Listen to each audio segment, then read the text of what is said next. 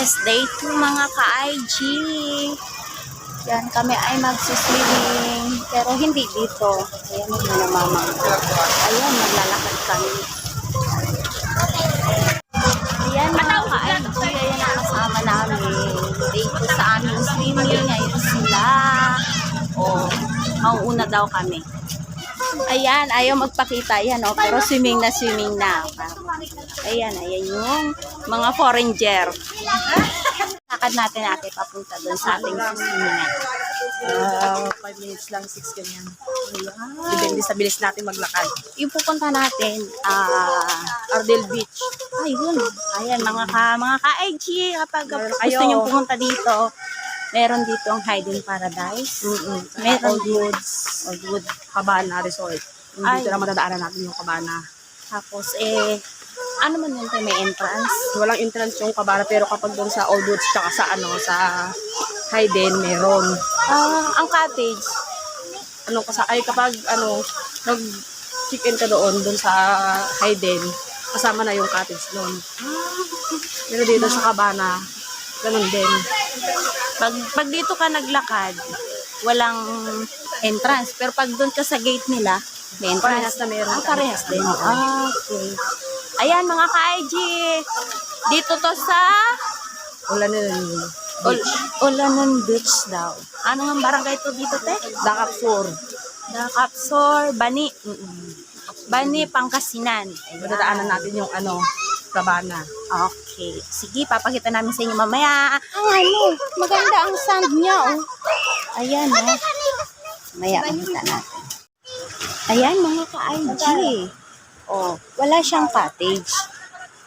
Pero, pwede kang maglagay maglagay ka ng lamesa. Magdala ka na lang. O, free na. Ang ganda ng... Pantayan to, Cheryl. Ang ganda ng sand. Dito tayo? Oh, parang falls ang dating niya. Mamaya, tingnan natin yan. Ayan, no? Oh, tingnan natin mamaya. Maano lang siya, marami siyang seaweeds. Seaweeds to Ayan, no? Seaweeds siya. Pero malinis siya, ha? Walang mga plastic-plastic.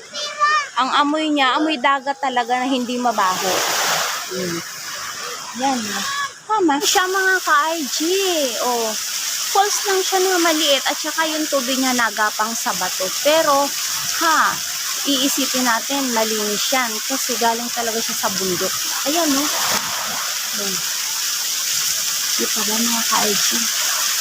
Ayan, no? Nagapang sa bato ang tubig. Ayan. Meron pa yan doon.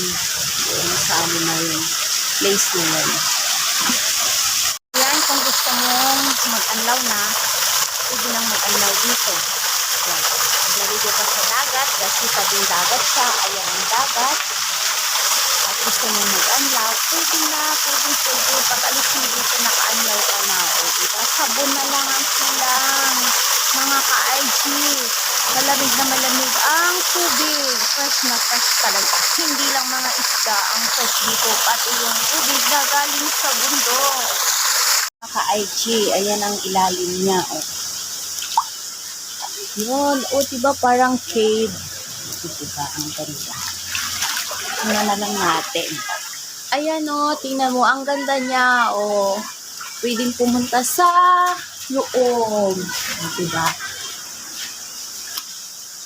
Punta natin yung isang falls. Ito talaga, ang bagsak dito talaga sa tapunan ng alon o bagsakan ng alon sa pag-high tide. Ayan. Yung dalawang yan. Yung mag-asawang yan. Dahil sa kanila, nakarating ako dito. Ayan.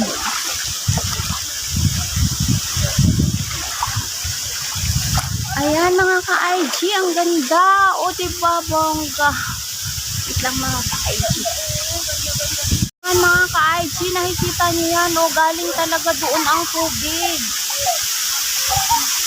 Ayan.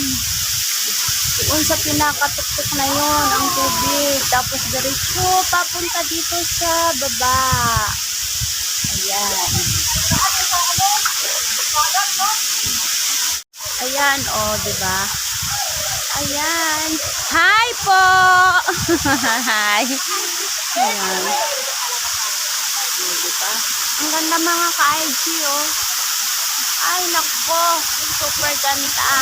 Kaya lang hindi makaakyat doon. Gawa ng madulas na yan. Walang akyat. Yan. Kung gusto magpa-picture dito lang. Kaya kagaya niya gusto magpa-picture.